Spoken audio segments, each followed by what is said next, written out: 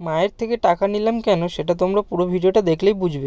রোজ দিনের মতো আজও সকাল 7টায় উঠেছিলাম, যেহেতু সকাল 7টায় আমি কাজে যাই। আর এইদিকে দাদা ফোন করে বলে সকাল 7টায় আসতে হবে না, তুমি 10টায় এসো। সকাল সকাল উঠেই গেছি, কি বা করবো, তাই বাইরে চলে এলাম। আর এই হলো আমাদের পাড়ার মন্দিরের পেছনে পুকুর, যেখানে দেখি ছোট ছোট ভাইয়েরা খেলছে, আর সেটাই আমি বসে দেখছিলাম। এরই মধ্যে আমার পেয়ে যায় খিদে, কি করব সেটাই ভাবছি। এবার অনেকক্ষণ বসে থাকার পর বেশি না ভেবে উঠে পড়লাম আর বাড়ির দিকে চলে গেলাম। মাকে এসে বলি বাড়িতে কিছু খাবার আছে কিনা, আর মা বলে বাড়িতে কিছু খাবার নেই, তুই বাইরে গিয়ে খেয়ে নে কিছু, আমি টাকা দিচ্ছি। মায়ের থেকে টাকা নিয়ে সোজা বেরিয়ে পড়লাম। আর এই হলো আমাদের পাড়ার ছোট্ট একটা বাজার। অন্যান্য দিনের থেকে আজ বাজারটা বেশ ফাঁকা ছিল। এই বাজারে মাছ মাংস থেকে শুরু করে শাকসবজি পর্যন্তও পাওয়া যায়, কিন্তু এই বাজারে জিনিসগুলোর একটু দাম বেশি। সস্তায় কিছু নিতে গেলে সেই দমদম বাজার যেতে হয়।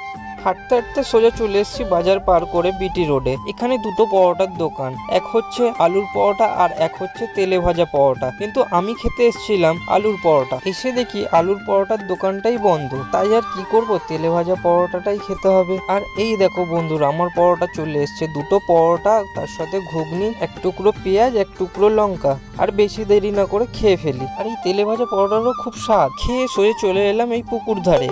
এখানে আমার ছোটবেলাকার অনেক স্মৃতি রয়েছে। সব বন্ধুরা একসাথে মিলে আসতাম স্নান করতে আর খুব মজা করতাম। তো যাই হোক, এখন চলে এসেছি একটা চায়ের দোকানে। সকাল সকাল একটু চা না খেলে হয় না। চা খেয়ে আর টাকা দিয়ে তারপর হাঁটতে হাঁটতে চলে আসি পাড়ার দিকে। তারপর দেখি বন্ধুরা আমায় ডাক দেয়। সব সময় সবার সাথে দেখা হয় না, যে যার মতো কাজে ব্যস্ত থাকে, তাই একটু আড্ডা দিয়ে নিলাম আর যে যার মতো আবার কাজে বেরিয়ে পড়লাম। আজকের মতো এতটাই। আর বন্ধুরা, ভিডিওটা কেমন লাগলো অবশ্যই লাইক কমেন্ট করতে ভুলো না।